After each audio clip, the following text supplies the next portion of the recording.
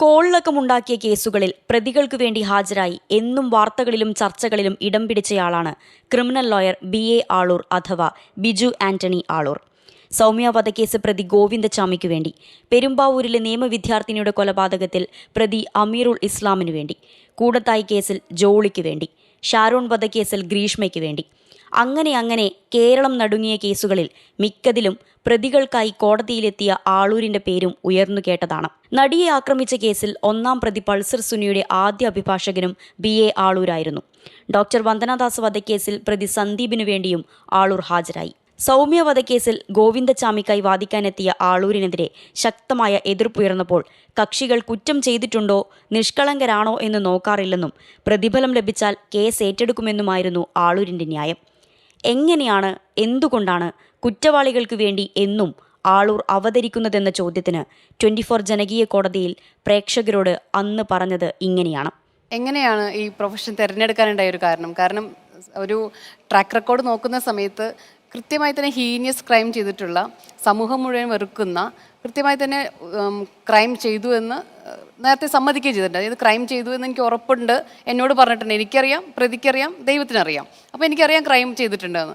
അങ്ങനെയുള്ള ക്രൈമിനെ മാത്രം എടുക്കുന്ന, അല്ലെങ്കിൽ അതിൽ കുറച്ച് ആവേശം കാണിക്കുന്നതിൻ്റെ പുറകിൽ ഈ നോബൽ പ്രൊഫഷൻ വെച്ച് എന്താണ് ഉദ്ദേശിക്കുന്നത്?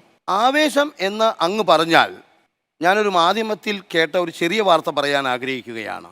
അങ്ങ് അല്ലെങ്കിൽ ഞാനൊരു കേസിൽ പ്രതിയായാൽ ഞാൻ ഒരിക്കലും കഴിവില്ലാത്ത, കോടതികൾ കാര്യങ്ങൾ പറയാത്തൊരു അഭിഭാഷകനെ കേസ് ഏൽപ്പിക്കില്ല.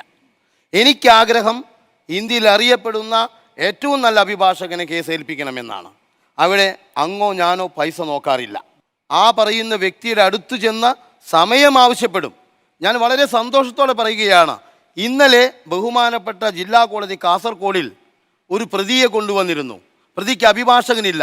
പ്രതി കോടതിയോട് പറഞ്ഞു, ആ വ്യക്തി പറഞ്ഞു, നിങ്ങളെല്ലാവരും സന്തോഷത്തോടെ കേൾക്കണം, എനിക്ക് ആളൂരിനെ മാത്രം അഭിഭാഷകനായി മതി, എനിക്ക് എൻ്റെ പ്രൊഫഷൻ മടുത്തു എന്ന് തോന്നുമ്പോൾ ഞാൻ ഈ പ്രൊഫഷൻ അവസാനിപ്പിക്കും.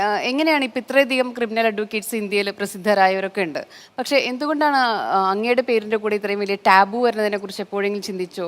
ആ രീതിയിൽ അതിനെ ഒന്ന് ഹോണ്ട് ചെയ്യുകയോ? കാരണം നമ്മളൊക്കെ ആഗ്രഹിക്കുന്നത് ഏറ്റവും കോർട്ട് ഓഫ് ജസ്റ്റിസിനെ സഹായിക്കുന്ന ഒരു കോർട്ട് ഓഫീസറായിട്ട് നിൽക്കാനാണ്. അപ്പോൾ തിരിച്ച് നേരെ ഒരു ഡെവിൽസ് അഡ്വക്കേറ്റ് എന്ന രീതിയിലാണ് അറിയപ്പെടുന്നതും ഡെവിൽസ് ആണ് സ്വപ്നം കാണുന്നതൊക്കെ. അപ്പോൾ എന്തുകൊണ്ടാണ് അങ്ങനെ ഒരു ടാബു വരുന്നതിനെ കുറിച്ച്? ശൈത്താന്മാർ പ്രതികളാണ്, വക്കീലന്മാരല്ല.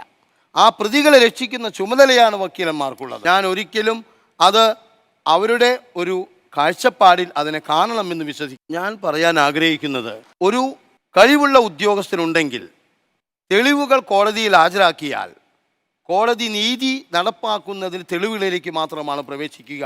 ബഹുമാനപ്പെട്ട കോടതിക്കും അതറിയാവുന്നതാണ്. അത് കള്ളത്തെളിവുകളാണെങ്കിൽ നിരപരാധികളെ പോലും ശിക്ഷിക്കപ്പെടുന്ന അവസ്ഥ സംജാതമാകുന്നു.